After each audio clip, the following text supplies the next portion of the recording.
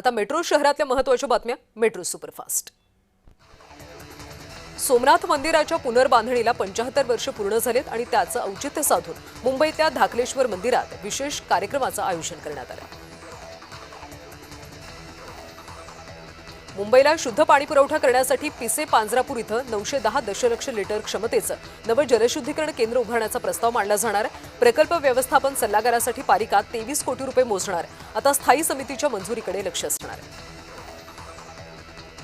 पावसाळ्यामध्ये मुंबईतली पाणी साचणाऱ्या ठिकाणी मोबाईल पंप तैनात केले जाणार आहे। पावसाळ्यामध्ये मुंबईमध्ये 547 पंप बसवण्याची पालिकेने तयारी केली। सोबतच नाले सफाईच्या कामांची माहिती पालिकेच्या डॅशबोर्डवर उपलब्ध करून दिली जाणार। मुंबई महापालिकेच्या जलतरण तलावांच्या शुल्कामध्ये 5% वाढ करण्यात आली। मासिक, त्रैमासिक आणि वार्षिक पास महागलेत, त्यामुळे मुंबईकरांच्या खिशाला भुर्दंड बसतो। पुणे आणि ईशान्य भारताला जोडणारी हवाई सेवा सुरू झाली। ईशान्येतल्या बागडोगरासाठी पुण्यातून थेट विमान सेवा सुरू झाली। या नव्या मार्गामुळे दार्जिलिंग, सिक्कीमसाठी प्रवास अधिक सोयीचा होणार आहे। यामुळे व्यापार आणि सांस्कृतिक देवाणघेवाणीला सुद्धा गती मिळणार आहे। आठवड्याच्या पहिल्याच दिवशी शेअर बाजारात मोठी पडझड झाली। सेन्सेक्स 850हून अधिक अंकांनी कोसळलाय, तर निफ्टी 250हून अधिक अंकांनी खाली आलाय। राज्यामध्ये बाललैंगिक अत्याचाराच्या घटनांमध्ये वाढ होत असताना पोक्सो कायद्याअंतर्गत दाखल झालेल्या प्रकरणांचा मोठा बोजा न्यायालयांवर असल्याचं समोर आलं।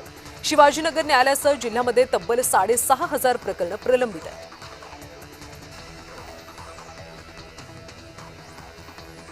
शंभराव्या अखिल भारतीय मराठी साहित्य संमेलनाच्या आयोजनाची धुरा महाराष्ट्र साहित्य परिषदेकडे सोपवण्यात आली।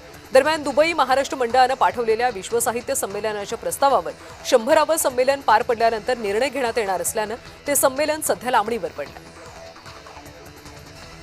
राज्यामध्ये पुन्हा एकदा सोसाट्याच्या वाऱ्यासह अवकाळी पावसाचा अलर्ट जारी करण्यात आला। महाराष्ट्रामध्ये काही भागात अलर्ट जारी करण्यात आला। उर्वरित स्थानिक स्वराज्य संस्था निवडणुकांसंदर्भात आज सुनावणीची शक्यता आहे। आज सर्वोच्च न्यायालयामध्ये सुनावणीची शक्यता आहे। बीड आणि जालना जिल्हा परिषदेबाबत नवीन अर्ज दाखल करण्यात आला।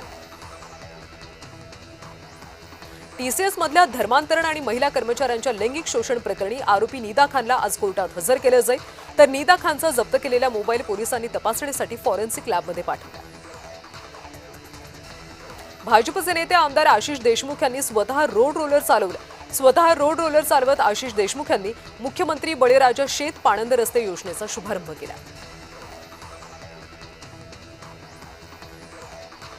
गेल्या आठवड्यामध्ये ढगाळ वातावरण आणि तुरळक पावसामुळे कमी झालेल्या तापमानात वाढ व्हायला सुरुवात झाली। पुढचे 1 ते 2 दिवसात विदर्भातल्या शहरांमध्ये 2 ते 4 अंशांनी तापमानात वाढ होण्याचा अंदाज वर्तवण्यात आला।